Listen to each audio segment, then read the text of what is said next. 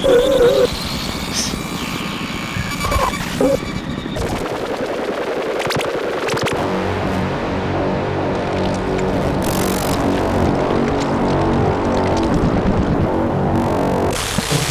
everyone, I'm Belle Reid, and thanks for tuning in. Today I am exploring Make Noise's newest instrument, Strega. So in this video, we're going to talk through how Strega works. We're going to take a look at a number of different patches, and I think I'm also going to try to make a piece of music that uses Strega in different ways in every single track. Thanks so much to Make Noise for sponsoring this video and sending me a Strega to play around with. So, first things first. What is Strega?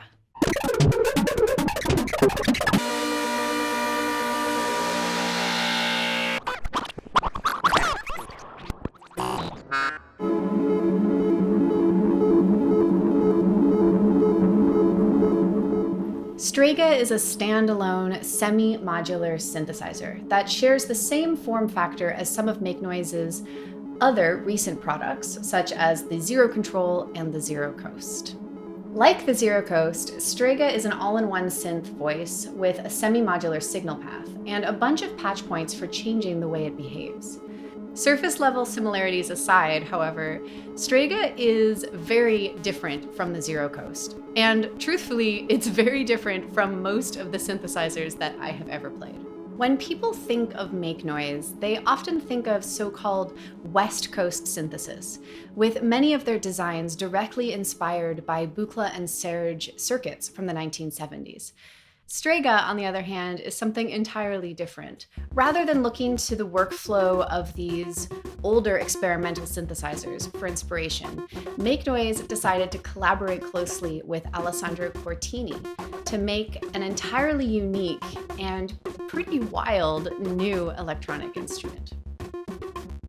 Alessandro Cortini is also well known for his relationship with vintage Buchla synthesizers.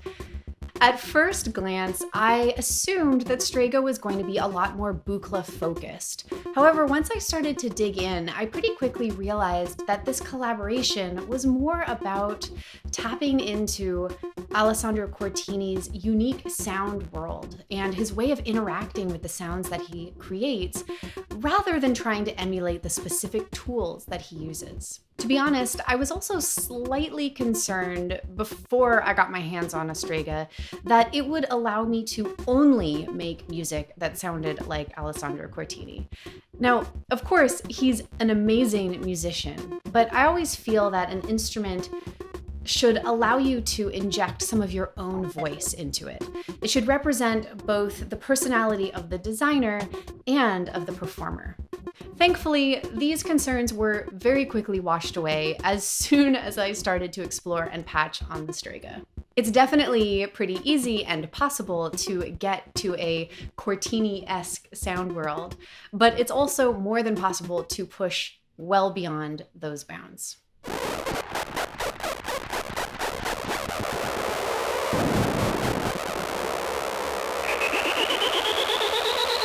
Okay, so first things first, Strega is not like any other synth I have ever used.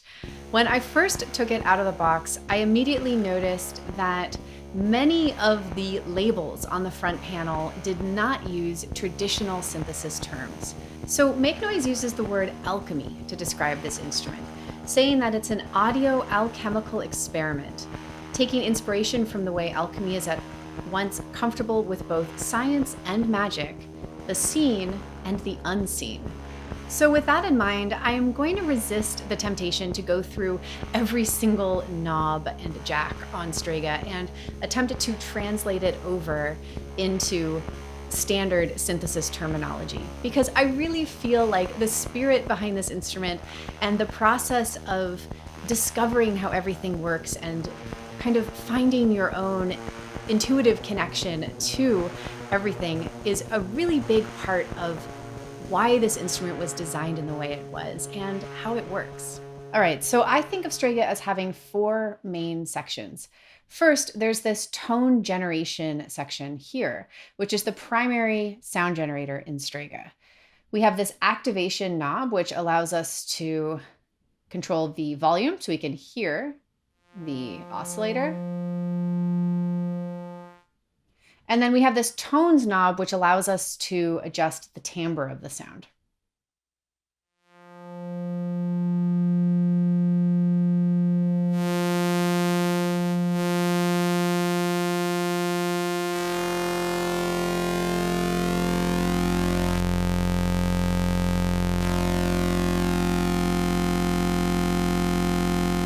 Then we have this section over here, which is referred to as the time filter experiment. This has a very beautiful sounding and unusual delay, a filter, an absorb control, and a blend control to blend between the dry and the wet sound.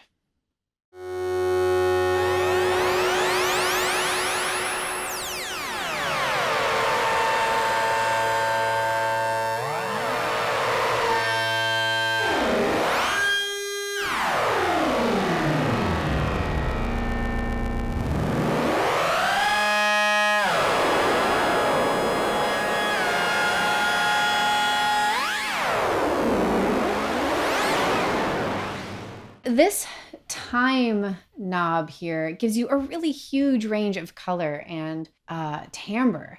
There's something really fascinating that happens when you turn the knob past 9 o'clock here to the left. It opens up an entire strange, amazing sound world. And for this, I'm going to leave the activation knob turned all the way down here.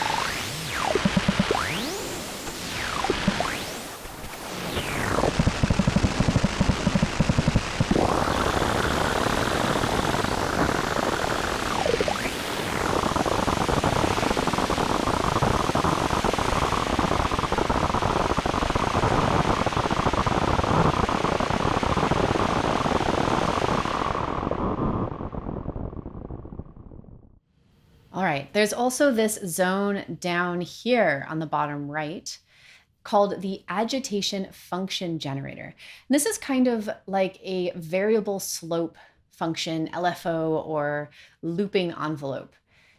This envelope is normaled into the filter, so if we turn this attenuator up here, we'll be able to start hearing its influence.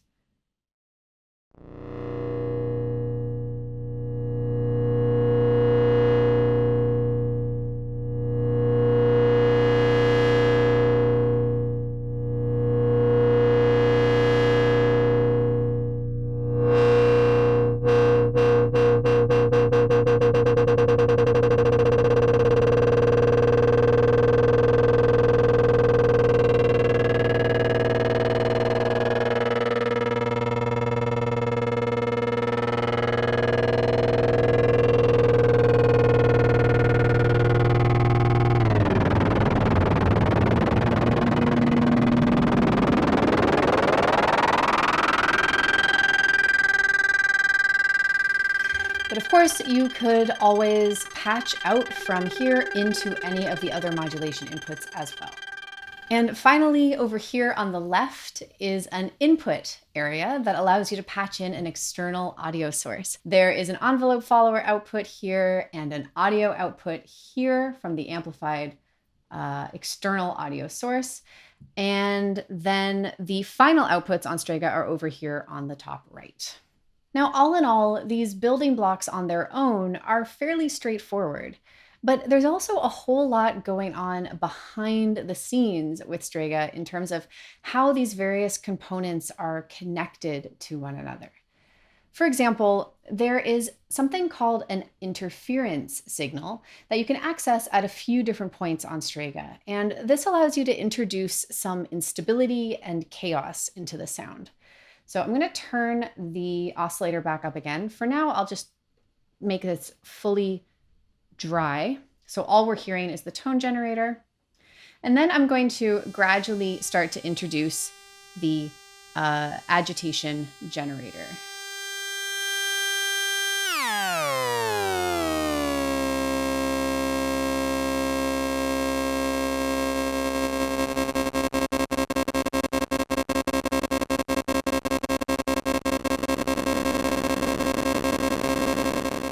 This interference signal is represented by this cross symbol here that we see in a few different places on the panel.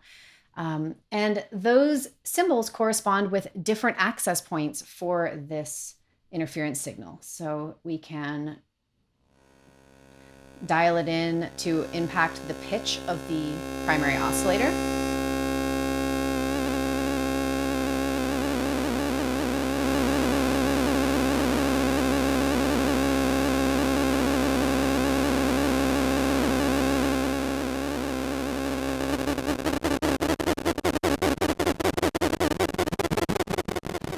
So far in my Strega explorations, it's not super clear to me where this interference signal originates within the Strega, but it does seem that the behavior of it changes based on settings of other parameters in the instrument.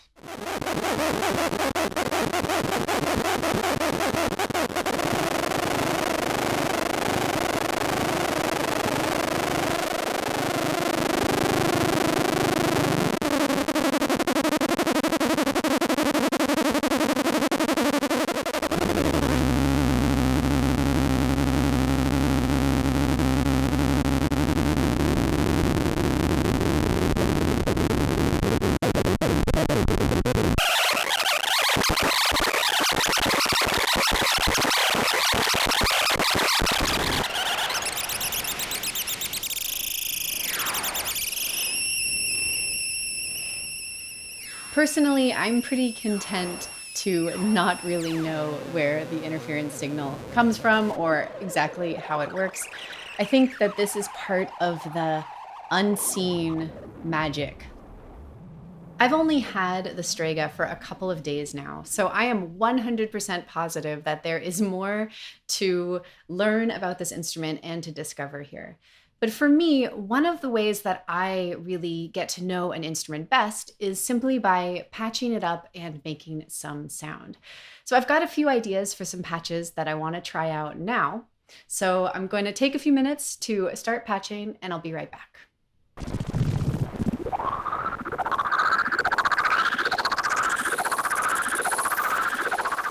All right, so the first thing that I really wanted to spend some more time exploring was a patch that just made use of these square and circular touch plates.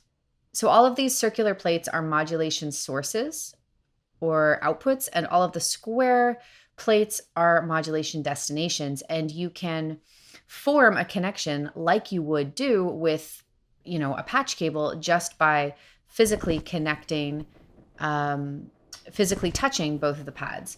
So when I first got the Strega and I took it out of its box, I actually had no idea how to get it to make sound. And what I started to do was just randomly touch different combinations of touch plates. And I heard this sound.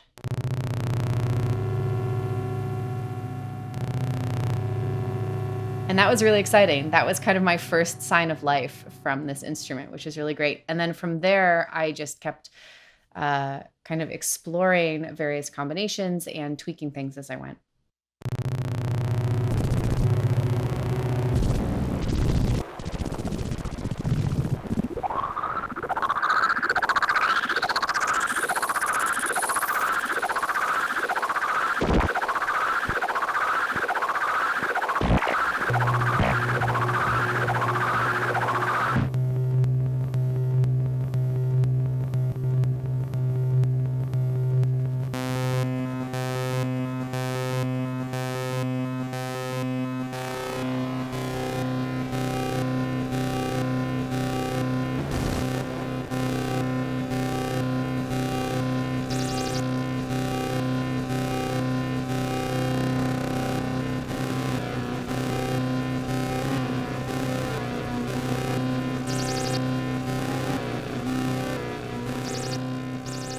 So these pads here that have these different slashed lines all output different pulses that seem to be related to the frequency of the tonic primary oscillator here.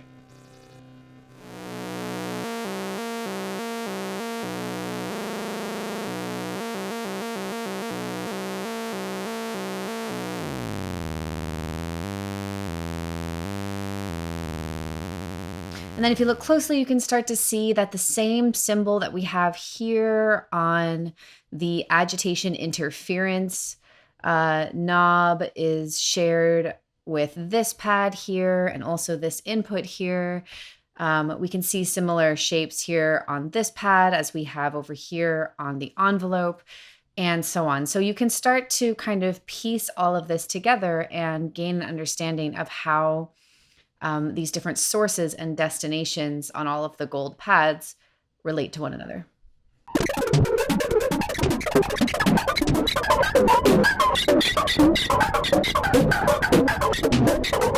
So for this patch, I was really enjoying the noisier, more chaotic textures that you can get when you set the delay time to be really long on Strega. So here I have the delay time turned all the way to the left. I'm using the zero control here so that I can play this patch a little bit more gesturally and also so that I can modulate different parameters. So I have the zero control modulating the delay time, the volt per octave input here on the oscillator, and also the decay amount.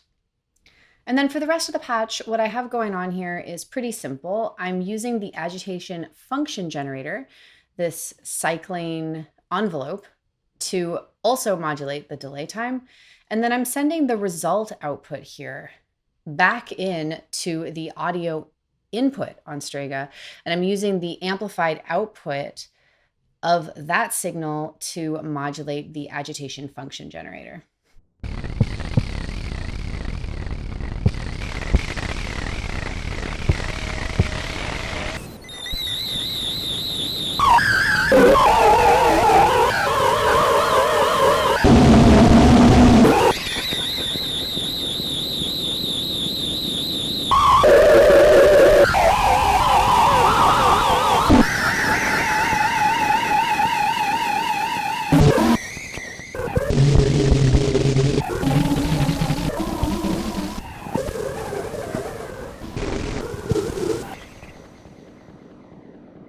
All right, so I've added a few more things here. I'm using the dynamic envelope output from the zero control now to modulate the absorb on Strega.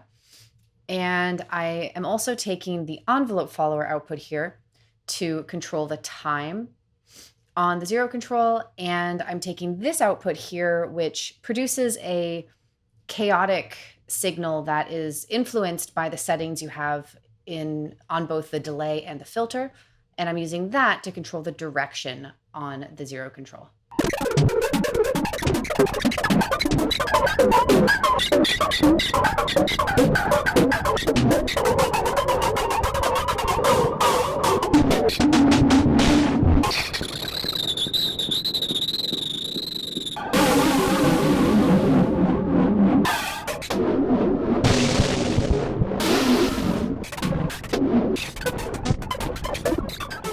I am so in love with these kind of warbly bell tone sounds almost. They remind me a lot of early tape music and musique concrète. Kind of sounds like we recorded a bell or a metal bucket full of water and then we pitch shifted it and slowed them all down and got all these really beautiful tape warbles.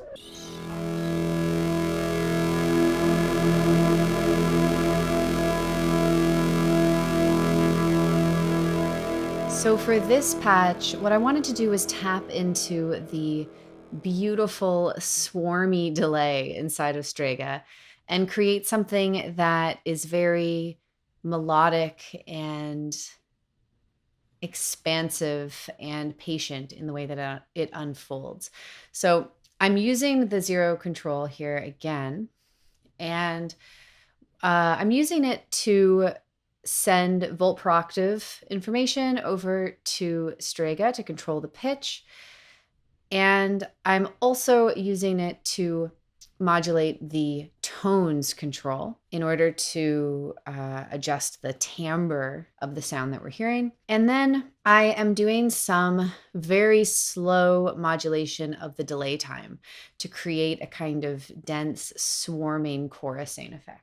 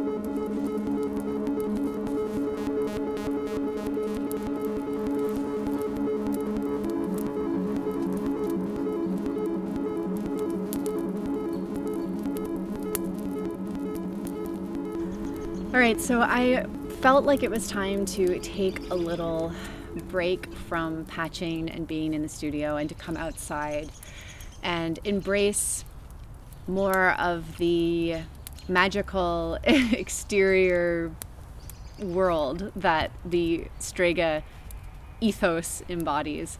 I've been getting a lot of questions from people asking if I think Strega is the right instrument for them, or if I feel like I'm going to keep using this instrument in my personal practice and how it might kind of fit into my workflow. So, the first question is quite challenging to know if this is the right instrument for you. I think you are ultimately the only person who can really make that decision. But what I can tell you is that when I first looked at this instrument just at, on a surface level, I thought that really what it was some kind of complex oscillator with a filter and a delay. And that was kind of it. So I had certain expectations going into it that it would behave and sound like a pretty standard, clean sounding oscillator with a filter and a delay. I came up against some kind of roadblocks at first because I couldn't get it to sound the way that my typical oscillator filter delay setup sounds with my other instruments. It wasn't sounding pure. It had this wash of noise. The delay sounds really wonky and strange.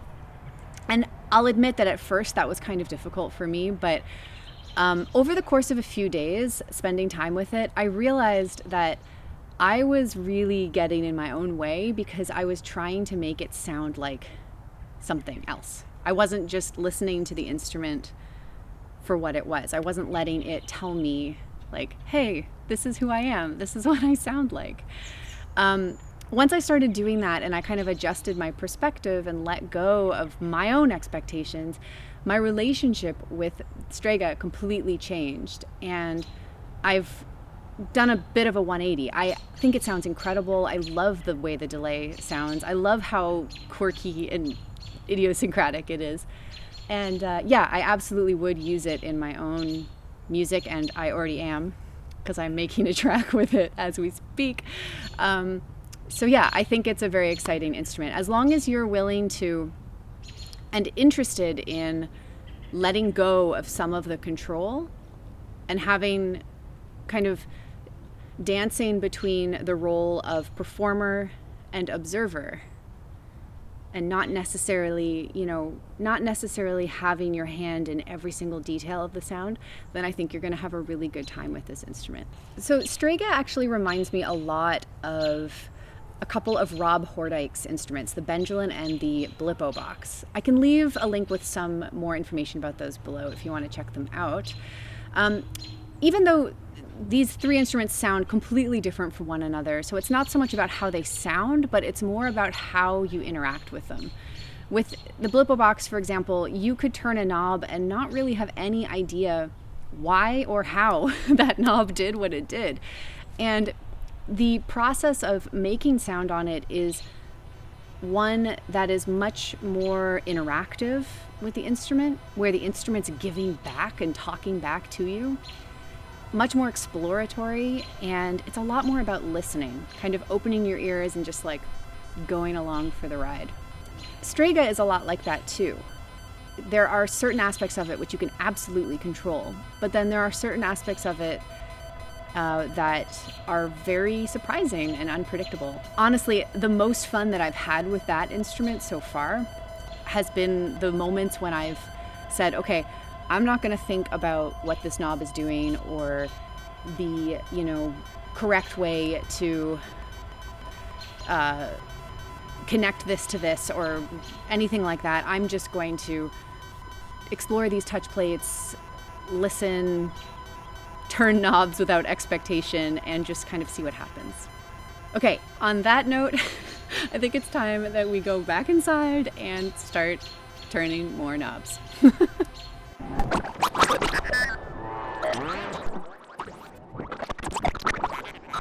All right, so for this patch, I was curious to see what the Strega would sound like if I ran it into my computer and processed it in an app built in MaxMSP. So on the MaxMSP side, I'm using a granular sampler app that you can learn more about in a recent video that I published where I used the Buchla easel command and the granular glitch sampler app together. I'll leave a link in the description of this video so you can check that out if you're curious.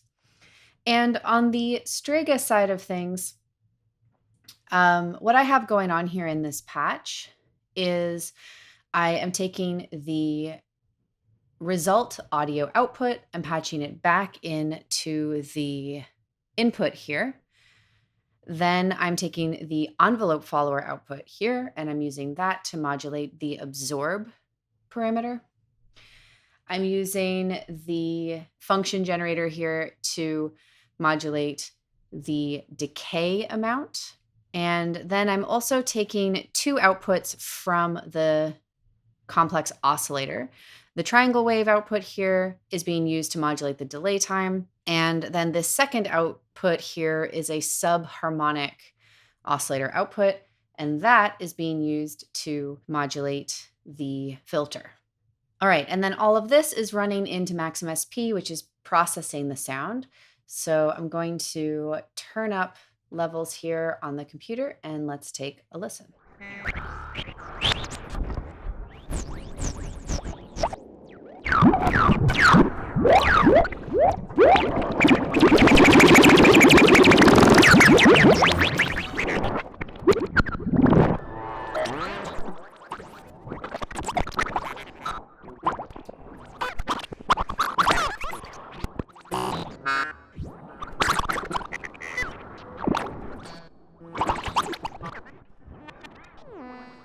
So the raw sound that comes from the Strega on its own is, in my opinion, really awesome.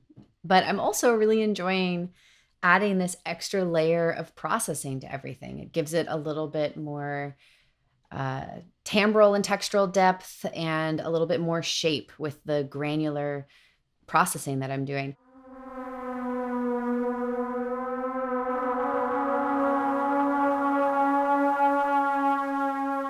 Of course, one of the things that I have been super excited to try is using Strega as an effects processor for external sounds.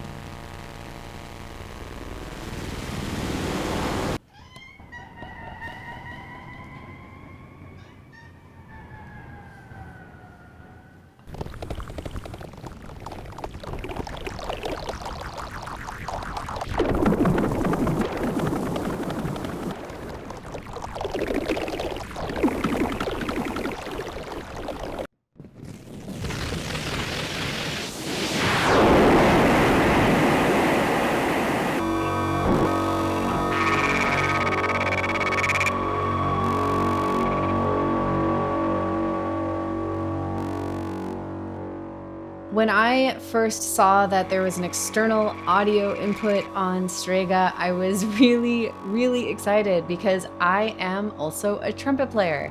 So this kind of workflow, processing external sounds, is super exciting to me, and I can't wait to try running my trumpet through this. And for that, I need a trumpet. Okay, so I decided to grab my flugelhorn instead of my trumpet, but it doesn't make too much of a difference. I'm going to start off by trying out just some simple delay-based patches here to see what it sounds like to run my flugelhorn through Strega.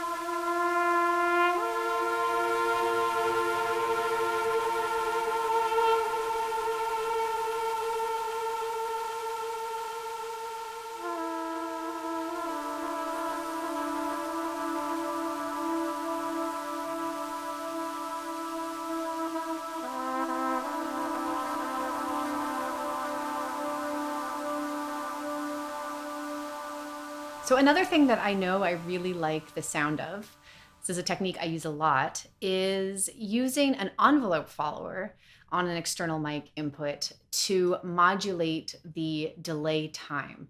So when I play louder or when I articulate with more attack or front on the note, I'm able to send the delayed sound into a kind of cascading flurry of gestures. So I'm going to try this out now.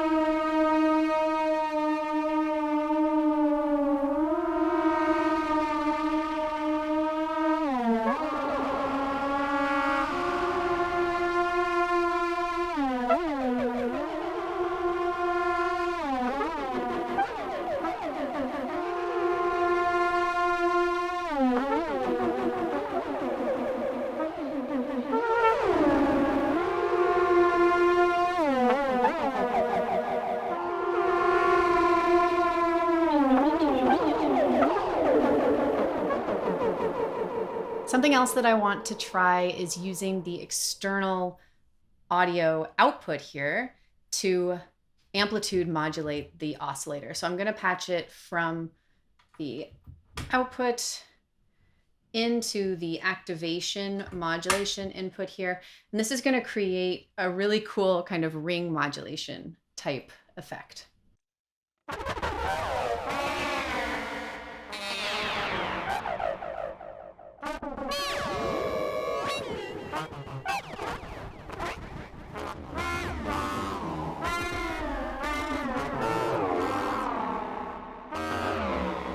Now, of course, you could experiment with patching the external audio or the envelope follower out into any modulation input on Strega.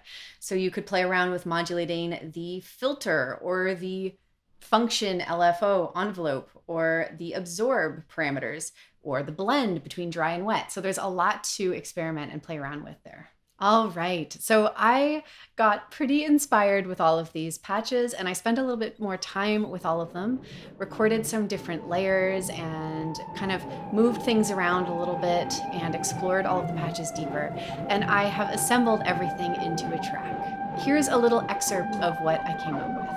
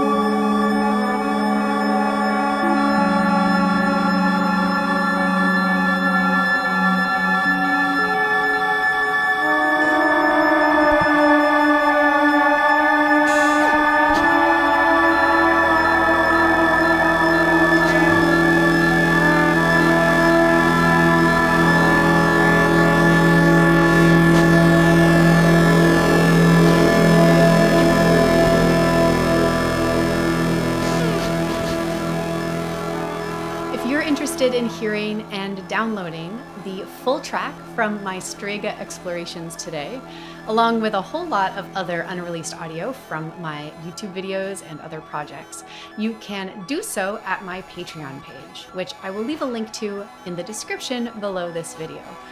Also on my Patreon page, there are patch diagrams and detailed patch notes for the 5 main patches that I shared with you in this video, and 5 additional patches that I discovered as I was playing around with everything. Thanks so much for watching and listening. I wish you all very happy patching adventures ahead, and I'll see you next time. Bye.